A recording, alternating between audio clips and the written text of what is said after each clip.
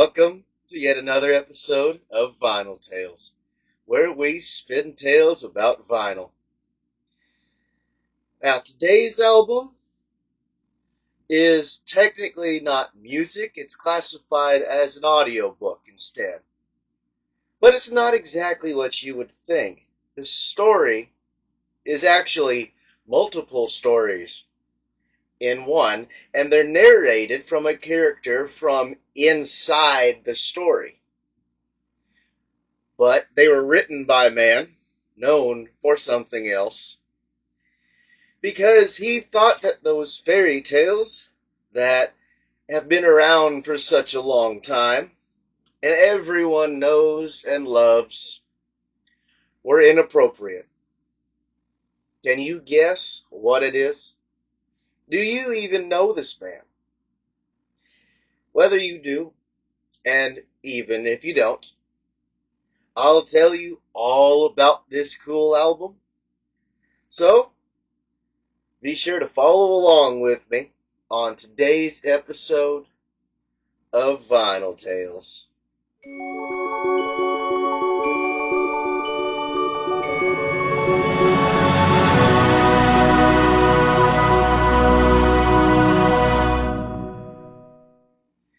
If I said the name Carl Sandburg, what would you say?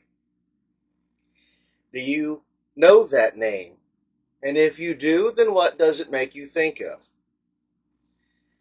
Does hearing the name of that famous author from the first half of the 20th century make you think of some of the books that he wrote?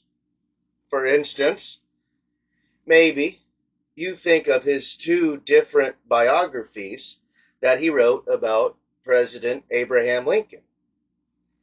One which won him a Pulitzer Prize. Now, he wrote two different biographies about Abe. The first was called The Prairie Years, which won him an award. The second one is called The War Years, which he wrote almost 15 years later as a sequel to the first one. Later, the two biographies that he wrote about Abraham Lincoln were actually combined into a single volume with pictures to make it easier for people to both read and acquire these stories. Because the first one was actually 2 books, and the second one, The War Years, was actually 4 books.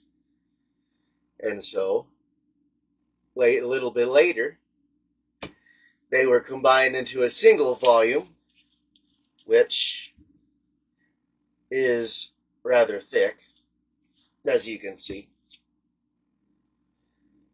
to make it easier for people to get.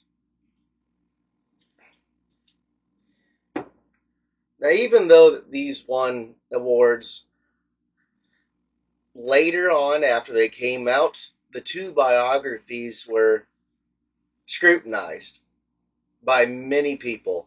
They claimed to be biographies about Lincoln, but the lack of resources that were cited, as well as the way that Sandburg put them together, made people question that biography claim.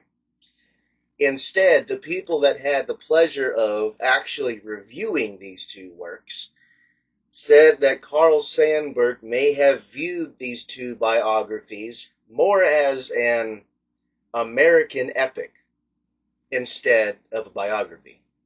They called it sentimental poeticizing instead of history. Maybe, instead of a book that he wrote, though, maybe you think of his poems. You could be thinking of his 1916 poem titled Chicago Poems, his 1918 one titled Cornhuskers, or there's his Smoke and Steel poem from 1920. All three of these were popular poems, and they were very highly regarded. But what if I told you that the writer of those Abraham Lincoln biographies, or if you know him for his poems, the writer of those famous poems didn't just write poems and biographies? What if I told you that he also wrote children's stories and children's books as well? Carl Sandburg married a woman named Lillian Steichen in 1908. Starting in 1911, Carl and Lillian had 3 daughters. Their names were Margaret, Janet, and Helga. Like all parents, Carl wanted to read some fairy tales and other children's stories to his daughters when they were young and still growing up. However, he thought that the traditional fairy tales were just too unrealistic. The traditional fairy tales mainly came from Europe, and they involved things like royalty with kings and queens. They had knights as well as other things. Loved as they were, Sandburg thought them inappropriate. So instead, he decided that he was going to write his own fairy tales. And in 1922, that's exactly what he did. You see, in 1922, Carl Sandburg published what would be the first of many children's books that he would go on to write, called Rutabaga Stories. These stories were what he referred to as American fairy tales. And they were supposed to be a closer match to the childhood of the average American versus the fantastical fairy tales of old that included princesses and magic. The setting that he chose for these stories is a fictional region of the American Midwest that he called Rutabaga Country. These American fairy tales, as he called them, included things like corn fairies and farms, trains, skyscrapers, and even sidewalks. Since they were still technically just fairy tales, this book is closer to an anthology. It's a collection of multiple short stories that Sandburg had actually written himself. However, he wrote them in a way that they were all interrelated to each other. In other words, they were all somehow connected, kind of like being different individual events that all come together to make one big story. Carl Sandburg had a nickname for each of his children. He called them Spink, Skabooch, and Swipes. When he was creating some of the characters that he used in this book of children's stories, he sometimes used his nicknames for his kids as names for the characters. He did this in a way to include his kids in the stories and try to make them feel like they were a part of the story, since he was originally writing them for his children in the first place. But they aren't the only characters in the stories. There's another main one. He's the narrator. This narrator is a different character. Most of the stories in this book, Rutabaga Stories, are told by an old minstrel who lives in the fictional village of Liver and Onions. He's called the Potato Face Blind Man. He tells his stories from his favorite spot in town, which is just sitting out front of the local post office. He tells them from what is supposed to be a first-hand point of view, some of which seem like experiences that were impossibly acquired.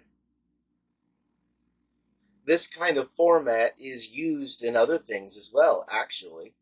For example, if you have ever seen the Disney movie Song of the South with Brer Rabbit from 1946, in the movie, Uncle Remus tells multiple short stories like this about Brer Rabbit, Brer Bear, and others from what seems like personal experience from his simple cabin that he calls home.